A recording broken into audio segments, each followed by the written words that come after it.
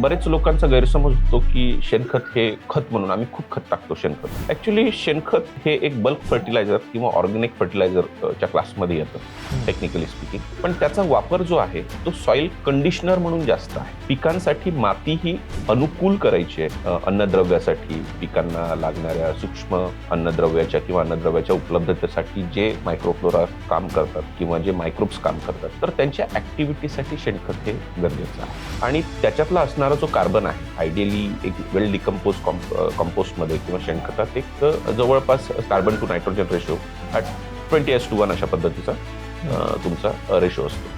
आणि हा जेव्हा कार्बन जमिनीत जातो तर जमिनीत असणारे जे उपयुक्त मायक्रोब्स आहेत किंवा सूक्ष्मजीव म्हणूया, एस्पेशली सोल्युबलायझिंग बॅक्टेरिया, बरोबर. तर ज्याच्यात रायझोबियम आहे, अझोटोबॅक्टर आहे, तर ह्या बॅक्टेरियांना लागणारा कार्बन जो आहे कन्झम्पशनसाठी तो आपण त्याच्यातून टाकत असतो शेणखतात. ते बी कंपोस्ट शेणखत कुजलेलं पाहिजे. त्यांच्यासाठी फीड आहे. पिकांना त्या शेणखतातील कार्बनचा काहीच उपयोग नाही.